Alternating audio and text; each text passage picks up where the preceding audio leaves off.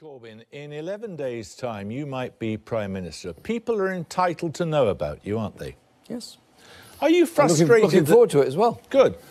Are you frustrated that so many of your core ideas, your basic principles, didn't make it into this manifesto? Oh, come on, this is a really good manifesto. I'm glad you got it, by the way. It's a really good... I've had to read it too. Well, I helped to write it. Yeah, but it doesn't include key things that you believe in, does it? This manifesto is a product of Sure. the views of the Labour Party, You have spent of party conference decisions and of the views put forward by individuals in the shadow cabinet. But this manifesto you fundamentally... persuade the cabinet, the shadow cabinet... finish No. Oh, come on. Couldn't come on, give us a chance. Persuade the shadow cabinet to accept your basic principle, which you have adhered to for the whole of your adult life, that there should be nuclear disarmament. You promise in this to renew Trident. There was a conference decision by the Labour Party, and as the leader of the party, I accept the democracy of our party. And is that morally right? In answer to the questions put earlier, I made the point that as Prime Minister, I will do all I can to bring about a nuclear-free world because I'm horrified at the very idea, of a nuclear attack. You renew a nuclear weapon. It's there in the Is that morally programme. right? Listen, it's there in our manifesto because our conference voted for it. I have to accept that decision. Do you think it's morally right? Can I finish? Can I finish? What I want to see... I'm asking you what I want to see... Do you think it's morally right? What I want to see is a nuclear-free world. Everybody wants to see that. I'm not so sure about right? I'm not so sure about that. Is it morally right to renew a nuclear deterrent? That is the decision that's been taken. We will work for a nuclear-free world. We will work through the Nuclear Non-Proliferation Treaty to achieve that. That surely is something well worth doing. A number of your other core beliefs do make it into this manifesto, don't they? About nationalising the Royal Mail, for example, or the railways, or energy companies, or water companies. Why not banks? Well, some of our banks are publicly owned, as it is, actually. You said you have always believed that banks should be publicly owned. Wait. There are some banks that are publicly owned. We will be promoting building societies, cooperatives, and we will be promoting a national investment bank, which won't be a lending bank, it will be an investment bank. No, you believe and that is an important part of it. Public ownership of retail banks. An important part of directing investment in this country. Of the retail banks, RBS is largely publicly owned. There is a public stake in most of the other banks, and that we will keep. I would always favour banks being in public ownership. You said that in 2030. Yes. You do. Well, I did say that. But it doesn't get into the manifesto, does it? Jeremy, what we seem to be struggling with here is an understanding of a process that brings about a manifesto. No. What we're struggling here am not a dictator. How much this represents what you believe. I am not a dictator who writes things to tell people what to do. This is a product of a process in our party. That's why I was elected leader of our party, to give a voice to the members and those that are affiliated to our party. All right, let's take another aspect of it. You say you'll freeze benefits for 3 years. You will? No, what we've said is we will put $2 billion into the benefit system per year in order That's tax credits. In order to reduce the effects. We will also end the indignity of the... Will you freeze benefits for 3 years then? Benefits will be paid, of course. Benefits will be uprated. Of course they'll be paid. And will be uprated, of course. And there will be... They won't be frozen. And there will be a higher living wage, as I've outlined, which will, of course, mean that those benefits that are paid for people in work, and indeed the majority of benefits go to people in work, not out of work, will probably reduce. I'm asking you whether they'll be frozen. No, they're not going to be frozen because they'll be uprated every year, as they should be. Thank you. What about money for the security services? How can we take that seriously when your shadow chancellor was photographed holding a letter which called for the abolition of MI5, the abolition of Special Branch and the disarming of the police? We've made it very clear. We have made it very clear that we will provide more police. This government has taken 20,000 police officers off our streets. But you don't deny that John McDonnell said all We'll that. put 10,000 more on our streets. We've also said quite clearly How can that we believe that when the Shadow Chancellor believes in disbanding MI5 the Shadow and the Special Chancellor, Branch? the Shadow Chancellor is the one who signed off that pledge in the manifesto. So he says one thing one day and one thing another day. John McDonnell supports the need for more police officers. John McDonnell also accepts... Does he still believe in abolishing MI5? Also accepts the need for the accountability to Parliament of our security services, which is important, but he also accepts, as I do, the need to have security services that do protect us. Manchester is a good example, and I think when all the inquiries have been completed in Manchester, I think we need to look at those needs. So he signs letters which call for the abolition of MI5 and Special Branch and the rest of it, but when it comes to the manifesto, he's perfectly happy to sign off on more police officers and doubtless more money for MI5. What you're going to see with John McDonnell is a Chancellor that looks at the needs of the country, looks at the needs of the people of this country and invests in our future, not hands money away in tax relief to big corporations and at the top end of our society. There is nothing in this manifesto about getting rid of the monarchy, which is another thing you believe in, isn't it? Look, there's nothing in there because we're not going to do it. But you do believe in it, don't you? Listen, it's not on anybody's agenda. It's certainly not on my agenda. And do you know what? I had a very nice chat with the Queen. But you don't like her, do you? You don't like what she represents? We got along absolutely fine, perfectly charming. But I don't think she should be brought into political discussion. Any human being anywhere can have a nice conversation with anybody, but you do not believe in the institution of monarchy, do you? Look, I believe in a democracy, and we live in a democracy. We have a titular head of state as the monarch, but without political power. When the Queen's reign comes to an end, should we call stumps on the whole thing then? Call it a day. Look, the law is there, and that's what will prevail. I'm fighting this election, Jeremy, on something very important. Yeah, that is the levels of poverty in our society, the levels of children that are not supported properly in our society. I'm fighting this election. Reflects your beliefs. Jeremy, I'm fighting this election on social justice. I'm fighting this election to give us a stronger economy for the future. There's a whole series of things that you couldn't even persuade your own party to put in the manifesto that you believe in. Jeremy, this manifesto reflects what would be a profound and very good change in our society. Because for the first time, you'd have a government that was saying, you cannot go on loading our students with debt. You cannot go on overcrowding our classrooms. You cannot go on underfunding our hospitals. You have to invest by all of us for the future of all of us. Sure. I don't want to live in a country of food banks.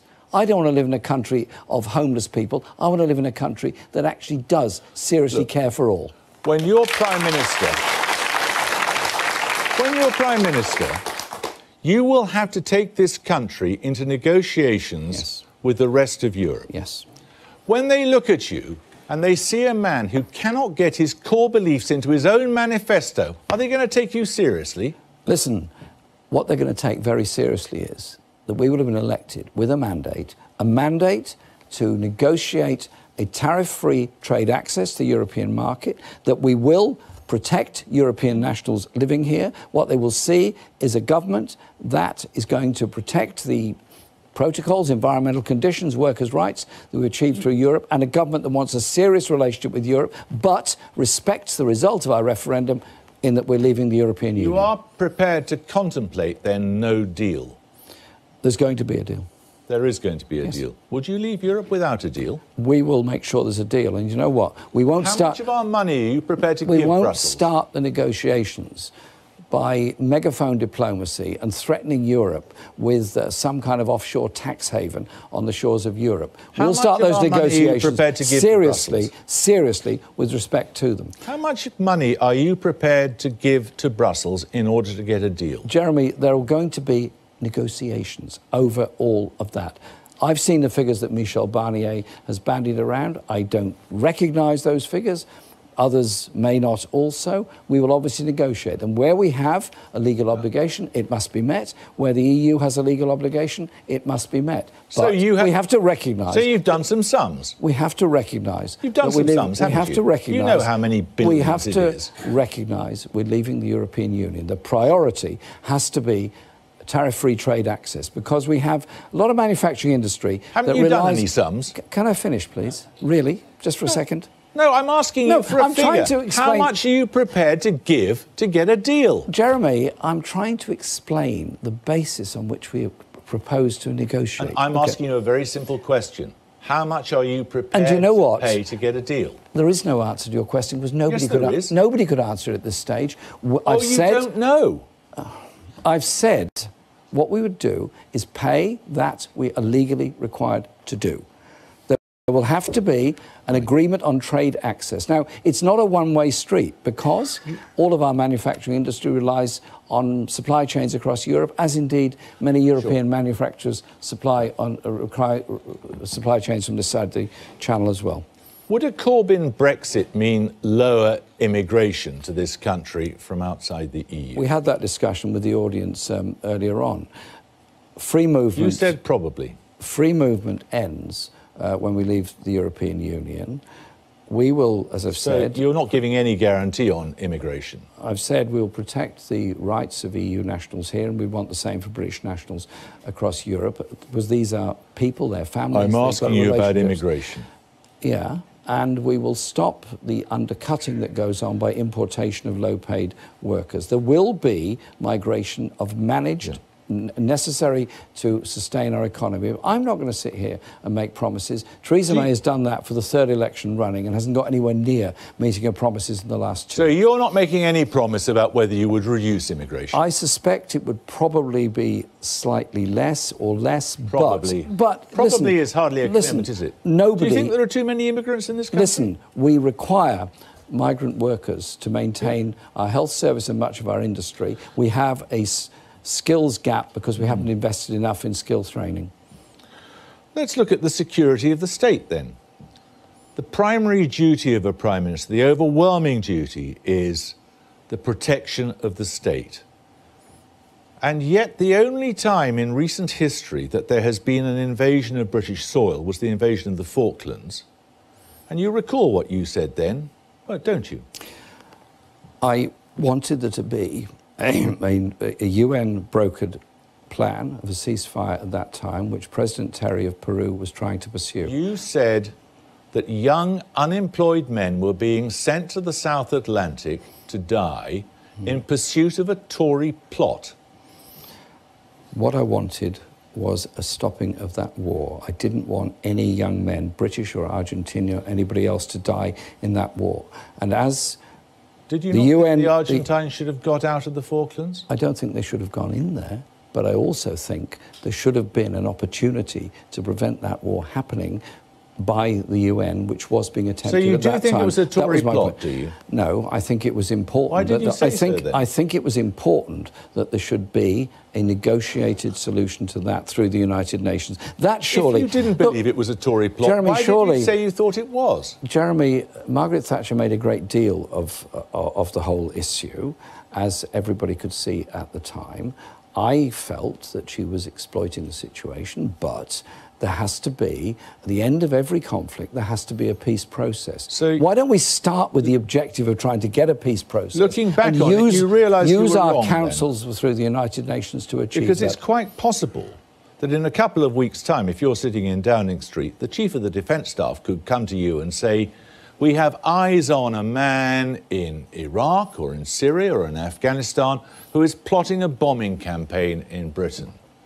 You have 20 minutes to make up your mind as to whether we take him out with a drone strike.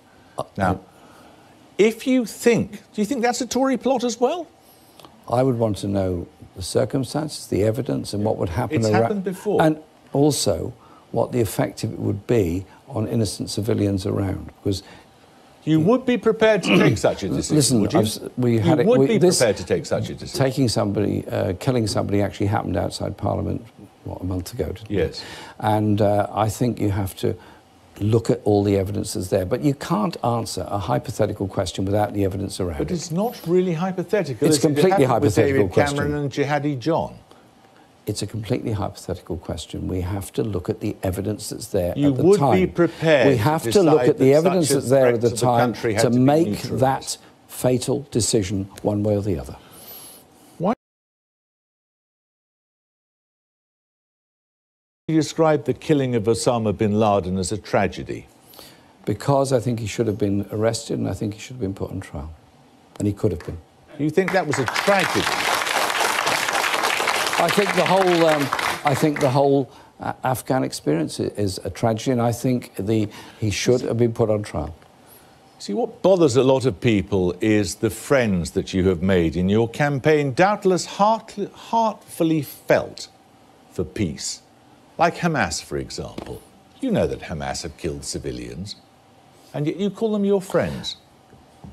It was inclusive language at a meeting in which I was promoting the idea of a two-state solution, in which I was promoting the need for dialogue between Israel and all aspects of Palestine, including Hamas, as well as including Fatah. I think to bring about a peace process, that is important. Do you know what happened last night in Tel Aviv? There was a very large demonstration of people wanting a peace process and a dialogue. I think those are people you've got to work with. You've got to work with people often you don't agree with and don't like. You're happy to call Hamas your friends, despite the fact they kill innocent women and children. It was an inclusive piece of language in order to get a meeting underway. I do not agree with them. I do not support them.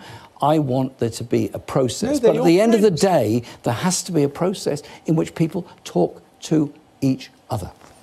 You know that. Jeremy Corbyn, thank you. Coming next, the Prime Minister Theresa May is here.